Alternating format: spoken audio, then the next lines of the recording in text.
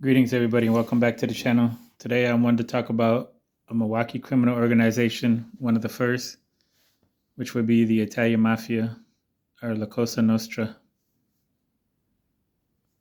In Milwaukee, Wisconsin, many Italian immigrants from Sicily began moving into the Third Ward, later called Little Italy, in the early 1900s. One of the first mafia bosses in Milwaukee was identified as Vito Guadalabane, who was in charge from 1918 until his death in 1921. He was born in 1845 and came from Palmyra, Italy to Milwaukee in 1895. His wife was Giuseppa Aliotto.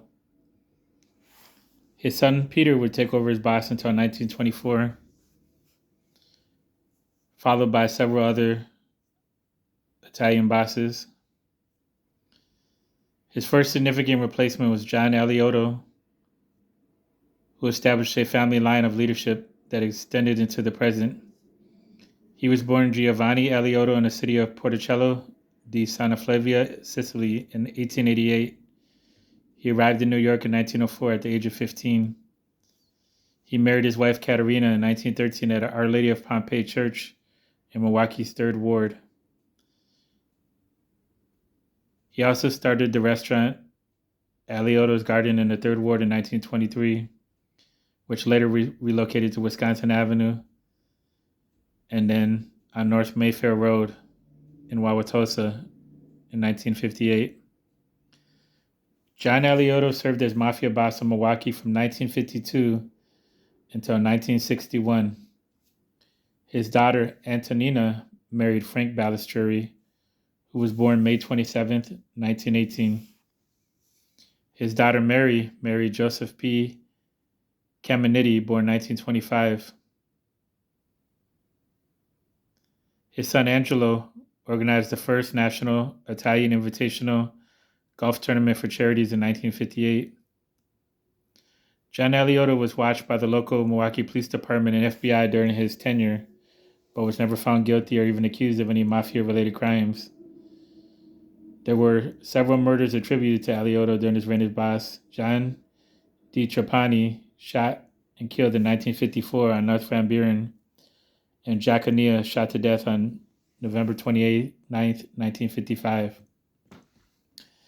John Aliotto retired as boss in 1961, and on December 27, 1961, at a local ceremony, officially delegated his son-in-law, Frank Balistrieri, as his successor. John Aliotto died August 27, 1972. Frank Balistrieri was 40 years old when he was declared boss of the Milwaukee Mafia family.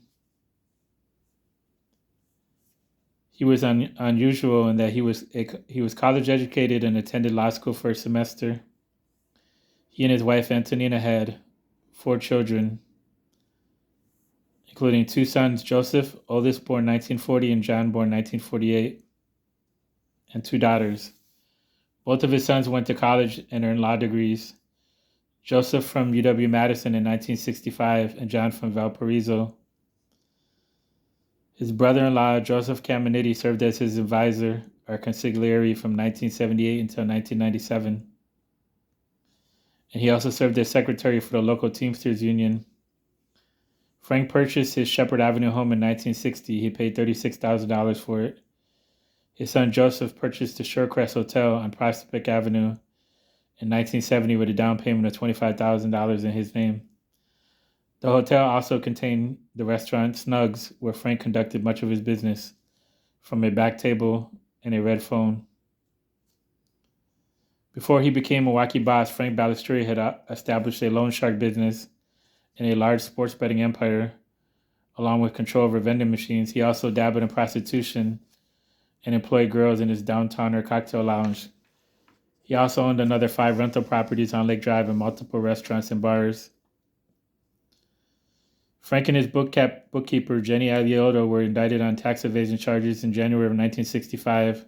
He was convicted in March of 1967 and sentenced to 2 years in prison. He served his 2 years at the federal prison in Sandstone, Minnesota. His brother, Peter Balistrieri, served as boss in his absence. Frank was released from prison in June of 1971. In March 20th, 1974, Frank Balistreri met with Kansas City crime boss Nicholas Civella and Carlo De Luna in Las Vegas. During the meeting, the mobsters agreed that Balistreri would meet with the Mafia frontman in Las Vegas, Alan Glick, to secure an option to purchase part of the Argent Corporation. Glick would agree to sell half of the corporation's ownership to Balistreri's son, John and Joseph, for $25,000. In turn, they agreed to help Alan Glick obtain a loan from the Teamsters Central States Pension Fund to buy the Stardust and Fremont casinos. Civella had influence over Roy Williams, a trustee of the fund. Williams agreed and was able to extract the loans, and Glick received his loan. After Alan Glick bought the casinos, Balistreri and others required Glick to promote Frank Lefty Rosenthal to a management position at Argent as their inside man. Rosenthal supervised the skimming of gambling proceeds from the casinos. Balistreri would be responsible for dividing the illegal funds or skim money among the various criminal organizations. The skim racket worked very easily. Monies collected from patrons were to be accounted for in what was known as the count room. Before the proper accounting was completed, portions of the casino earnings were collected and shipped back to the crime bosses in Milwaukee, Kansas City, Cleveland, and later Chicago. Soon Balistreri and Civella were feuding over each other's share of the skimming operations. Finally, they requested arbitration from the outfit in Chicago, and the leader Joseph Joey Doves Ayupa and underboss John Delaki Cerrone demanded the outfit receive a 25% tax as its cut in the skimming operations. This all lasted until 1981 before the skim racket was discovered. The October 4th, 1982 car bombing of casino manager Frank Lefty Rosenthal in Las Vegas was attributed to Balistreri. Rosenthal was saved by a metal plate that was installed under the driver's seat. A lot of this you can see in the movie Casino, in which Lefty Rosenthal was played by actor Robert De Niro. Several murders occurred during Balistreri's reign, including strip club owner Isidore Pogrub in 1960, jukebox distributor Anthony Bernat in 1963, restaurant owner Louis Fazio in 1972, and in 1975, August Maniaki. Hitman Charles Nicoletti in 1977, and August Palmisano on June 30th, 1978. On August 25th, 1978, Balistreri met with Benjamin Lefty Ruggiero and FBI agent Joseph Pistone. Joseph Pistone was also featured in the movie Donnie Brasco. In September 1983, Frank Balistreri and his two sons were indicted on charges of skimming over $2 million in unreported income from the Stardust and Fremont casinos. This was the first case in which federal authorities had successfully connected mobsters from 4 different states. Law enforcement claims that from 1974 to 1981, the take from the skim was estimated to be well over $2 million. One boss averaged $40,000 a month. On August 9, 1983, Frank Balistreri was convicted of 5 gambling and tax charges associated with a sports betting ring which ran from 1977 to 1980 and grossed $2,000 a day. On April 10, 1984, Frank Joseph and John Balistreri were convicted of extortion for trying to take control of a vending machine business run by an undercover FBI agent. May 30th, 1984, Balistreri was sentenced to 13 years in prison and fined $30,000. His sons Joseph and John were convicted of extortion and each received 2 years in prison and lost their license to practice law. Another account was that John received 5 years in prison and was released in 1989. On February 7th, 1993, Frank Balistreri died of a heart attack in Milwaukee. He had been released from prison in late 1991 due to compassionate release. He was 74 years old. His wake was by invitation only, and guards were posted at the door. His wife died in 1997. His brother Peter Balistreri again took over leadership after Frank was gone, but he died on August 17, 1997. His brother-in-law, Joseph P. Caminiti, was said to have taken over leadership of the Milwaukee family after his death. of his brother Peter, and that he shared the power with his son Joseph Balestrieri, who acted as his underboss.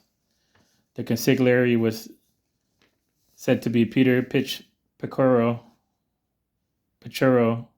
born about 1930.